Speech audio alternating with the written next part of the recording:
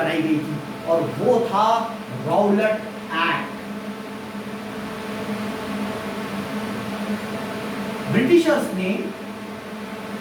Britishers ने एक कानून लाया जिसे इस राउलेट एक्ट को भारतीयों ने काला कानून बताया। क्या था ये काला कानून? अकॉर्डिंग टू दिस एक्ट, इस राउलेट एक्ट के अनुसार यदि अगर कोई भी भारतीय किसी भी राजनीतिक गतिविधियों में अगर लिप्त पाया जाता है तो बिना उसे कोर्ट में ले जाए, बिना उस पर मुकदमा चलाए, ब्रिटिश सरकार उसको 2 सालों तक जेल में रख सकती थी। ऐसा कानून सन 1919 में ब्रिटिशर्स ने लाया, जिसे कि दुनिया राउलेट एक्ट के नाम से जानती है। यानी कि अगर अब किसी ने भी किसी भी सत्याग्रह में भाग लिया तो उसे 2 साल की सजा होगी बिना उस पर मुकदमा चलाए। और ये था एक काला कानून जिसे पूरे भारतीयों ने काला कानून के नाम से संबोधित किया। गांधी जी ने कहा कि इस काले कानून का विरोध होना चाहिए। जगह जगह पर विरोध होना शुरू हो गए। 6 अप्रैल सन 1919 को गांधी जी ने पूरे देश में इस काले कानून के विरोध में हड़ताल का आग्रह किया और धीरे धीरे पूरे देश में इस काले कानून के विरोध में हड़ताल का दौर शुरू हो गया। अब हम लोग आते हैं इसके बाद क्या हुआ। इसके बाद इसी काले कानून के अपोज में सन 1919 में एक बहुत ही बड़ी घटना हुई जिसे इतिहास जलियांवाला बाग घटना के नाम से या जलियांवाला बाग हत्याकांड के नाम से उसे जानता है। जालियनवाला बाग हत्याकांड। अब क्या था जालियनवाला बाग हत्याकांड? जब गांधी जी ने पूरे देश के लोगों से कहा कि राउलेट एक्ट यानी कि काले कानून का विरोध करो, उसी समय 13 अप्रैल सन 1919 को 13 अप्रैल सन 1919 को ये वो दिन था जब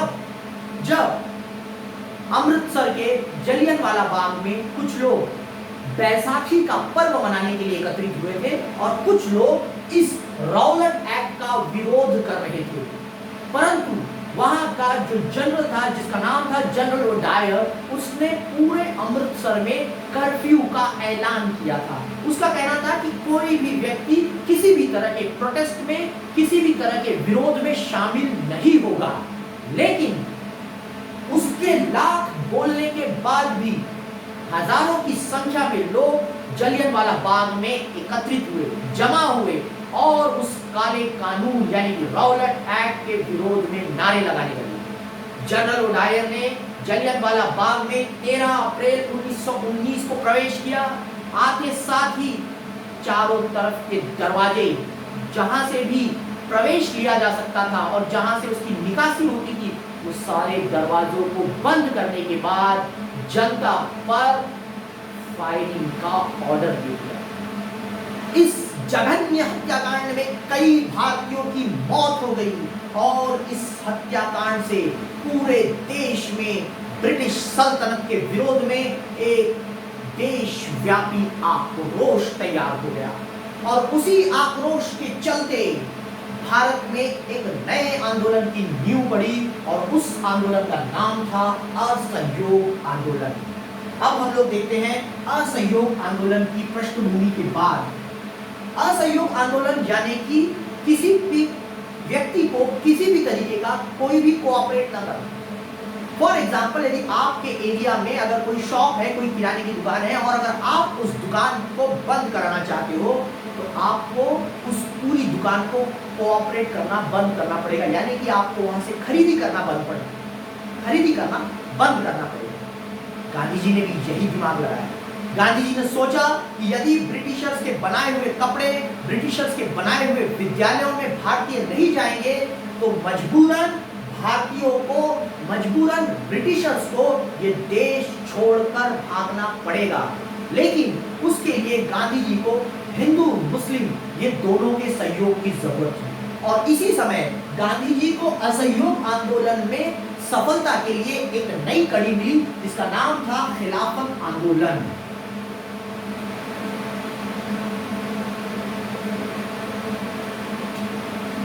प्रथम विश्व युद्ध के पश्चात ब्रिटिशर्स ने यानी कि इंग्लैंड ने एक संधि की थी जिसके अनुसार खलीफा जो तुर्की का शासक था, जिसे पूरे इस्लामी मुल्कों में जिसे खलीफा कहा जाता था, उसमें ब्रिटेन ने एक संधि में कहा था कि उसके खिलाफ किसी भी तरीके से इंग्लैंड या अन्य मित्र राष्ट्र किसी भी तरीके से उसके ऊपर दबाव नहीं बनाएंगे। परंतु इंग्लैंड ने उस संधि का दुरुपयोग किया और उस संधि के निर्णयों को मानने से इनकार कर दिया। इसके फलस्वरूप दुनिया भर के मुस्लिम राष्ट्रों ने ब्रिटेन के विरुद्ध और मित्र राष्ट्रों के विरुद्ध खिलाफत आंदोलन को चलाया और गांधी जी को इस खिलाफत आंदोलन में भारतीय को हिंदू मुस्लिम के बीच में एक जुड़ाव का रास्ता नजर आया। इसीलिए गांधी जी ने भारत में खिलाफत कमेटी द्वारा बनाए गए निर्णय का समर्थन किया और भारत में खिलाफत आंदोलन को सपोर्ट किया यानी कि उसका समर्थन किया। इसके फलस्वरूप भारत के मुस्लिम भी असहयोग आंदोलन में पूरी तरीके से अग्रसर हो गए। अब हम देखते हैं असहयोग आंदोलन यानी कि क्या। दिसंबर 1920 में आते हैं हम लोग। दिसंबर 1920, जगह नागपुर। दिसंबर 1919 को भारतीय राष्ट्रीय कांग्रेस की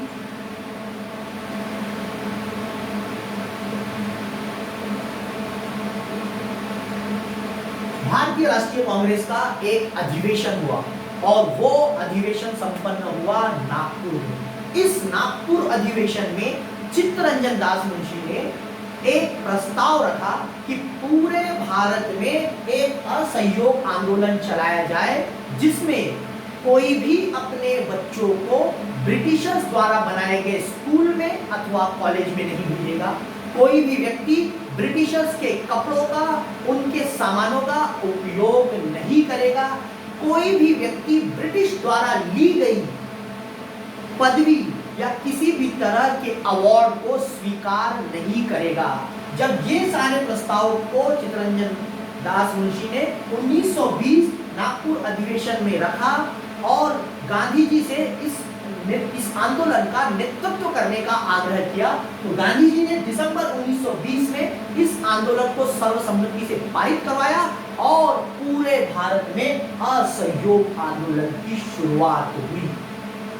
लेकिन जब ये आंदोलन अपनी चरम सीमा पर पहुंच गया, गांधी जी का जो असहयोग आंदोलन का सिद्धांत था वो पूरी तरीके से अहिंसा पर आधारित था।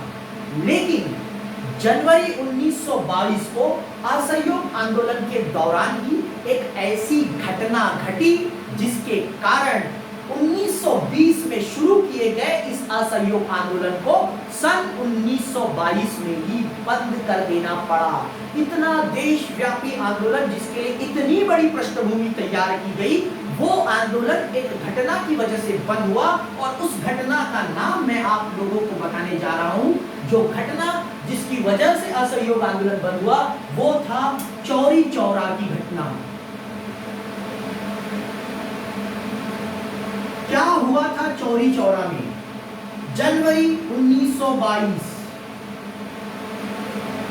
1922 यूपी के एक जिले गोरखपुर में एक गांव था जिसका नाम था चौरी चौरा। वहां पर पब्लिक जो थी, भीड़ जो थी, वो एक शांतिपूर्वक मार्च निकाल रही थी, शांतिपूर्वक आंदोलन कर रही थी। जब भीड़ ने देखा कि वहां पर कुछ लोग ब्रिटिश पुलिस के यहाँ पर नौकरी कर रहे हैं, अचानक से एक शांतिपूर्वक धरना आंदोलन उग्र और हिंसक भीड़ में तब्दील हो गया और लोगों ने मिलकर उस पुलिस चौकी को आग लगा दी। जनवरी 1922 में चौरी चौरा में पब्लिक ने 22 पुलिसकर्मी जो कि भारतीय थे, ब्रिटिशर्स के यहाँ नौकरी करते थे, उन लोगों को जिंदा जला दिया। गांधी जी जो अहिंसा के मार्ग पर चलने वाले व्यक्ति, जब उनको इस घटना की जानकारी मिली, गांधी जी पूरी तरीके से व्यथित हो गए। गांधी जी को लगा कि जो मार्ग मैंने चुना है, जिस मार्ग पे असहयोग आंदोलन होना है, उस मार्ग पर चलने वाला आंदोलन यदि हिंसा में तब्दील हो जाए, ऐसे आंदोलन को मैं आज स्थगित करता हूं। और गांधी जी ने फरवरी 1922 को चौरी चौरा घटना के विरोध में असहयोग आंदोलन को स्थगित कर दिया। यानी कि एक बहुत बड़ा आंदोलन एक छोटी सी हिंसक घटना की वजह से हिंदुस्तान की जनता ने देखा, इस तरह से बंद कर दिया। आई होप, मुझे उम्मीद है कि आज आपको असहयोग आंदोलन का पार्ट 1, अगली कक्षा में हम इसके इम्पैक्ट किस तरीके से हुए, इसके किस तरीके से इसका प्रभाव पड़ा, इसको हम लोग क्लास में डिस्कस करेंगे। तब तक के लिए धन्यवाद। जय हिंद।